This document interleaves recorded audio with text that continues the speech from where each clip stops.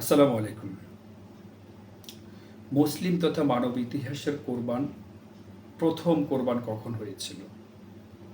আমরা এখনকার দিনে আজকের দিনে যে কোরবান পালন করি বা কোরবান দেই, সেটা ইব্রাহিম আলাইহিসসালাম এবং ইসমাইল আলাইহিসসালামের যে আত্মত্যাগ ছিল, সেটার কোরবান আমরা এখন দিয়ে থাকি। তবে মানব ইতিহাসের প্রথম কোরবান সেটা না।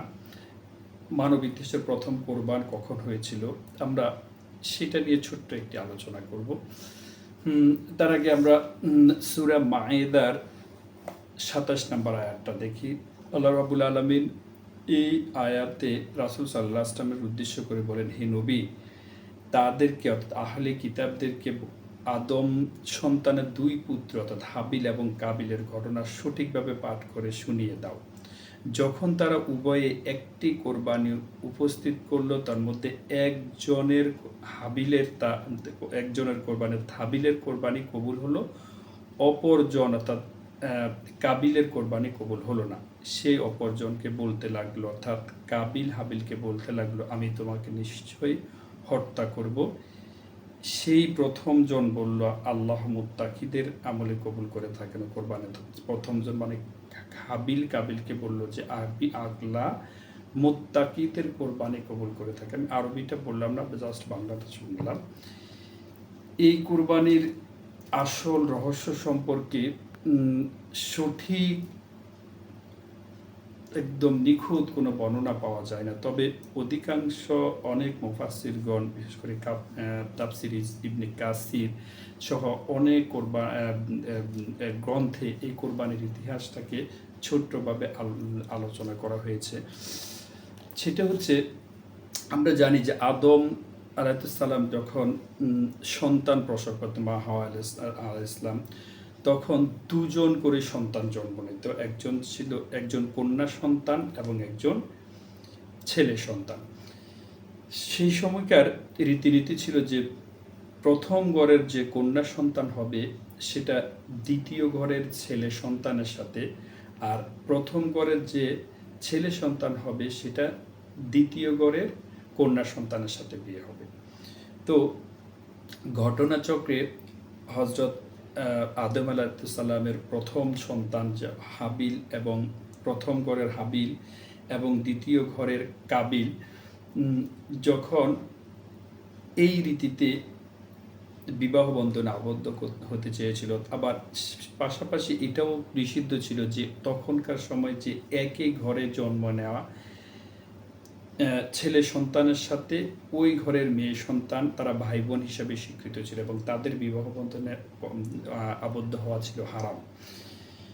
তো যখন কাবিল এবং হাবিল, এক্ষেত্রে হাবিলের যে যমজ বোন ছিল সে ছিল অত্যন্ত সুন্দরী, আর কাবিলের সাথে নেওয়া যে বোনটা ছিল, কাবিলের সাথে যে বোনটা ছিল সে ছিল অত্যন্ত সুন্দরী, আর হাবিলের সাথে যমজ নেওয়া যে কন্যার সন্তানটি ছিল সে ছিল অপেক্ষাকৃত তার চেয়ে কম সুন্দরী।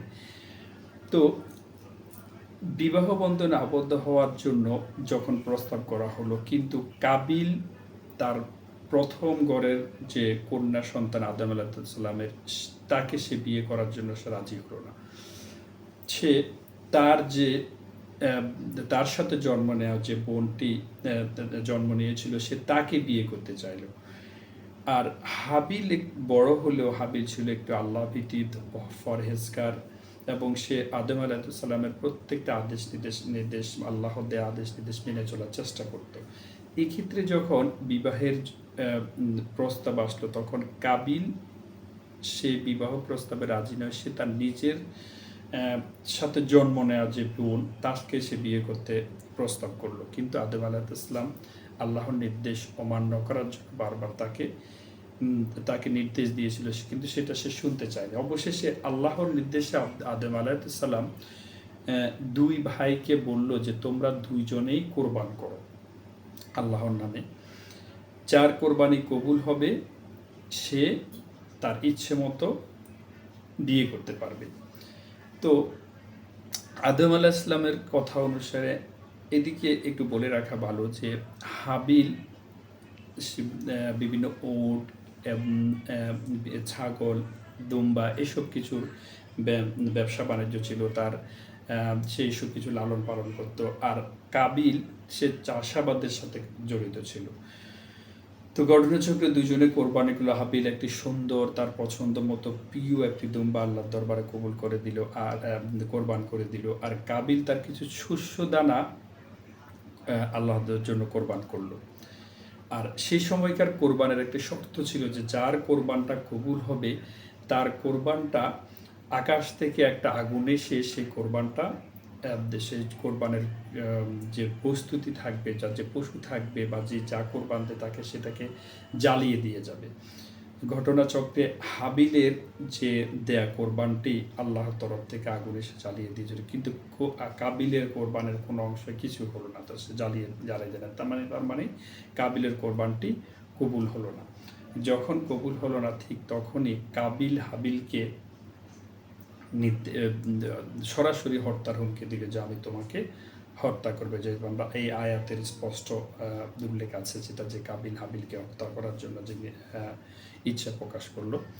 এবং কাবিল পরবর্তীতে হাবিলকে একসময় হত্যাও করে, যেটা ইতিহাসের বিভিন্ন ধর্মীয় বইতে আলাপ আলোচনা সেটা সম্পর্কে আলোচনা আছে। তো এটা ছিল মানব ইতিহাসের প্রথম কোরবান। এবং এটা থেকে একটা জিনিস স্পষ্ট করা যায় আজকের দিনের কোরবানের সাথে, অর্থাৎ হযরত ইব্রাহিম আলাইহিসসালাম, ইসমাইল আলাইহিসসালামের যে কোরবান তার সাথেও ওই কোরবানের অনেকগুলো মিল আছে। প্রিয় বস্তুকে কোরবান দেয়া এবং কোরবানের আত্মত্যাগটা, এগুলা এখনকার যে শিক্ষা সেই কোরবানের শিক্ষাও একই ছিল। তো এটা ছিল মানব ইতিহাসের সর্বপ্রথম কোরবান। এবং সেই কোরবান হয়তো এখনকার কোরবানের সাথে বা এখনকার যে কোরবান সেটার সাথে মিল না থাকতে পারে, তবে মানব ইতিহাসের কোরবান প্রথম যে দিয়েছিল তারা হচ্ছে হজরত আদম আলাইহিসসালামের 2 সন্তান হাবিল এবং কাবিল। আসসালামু আলাইকুম রহমতুল্লাহি ওয়া বারাকাতুহু।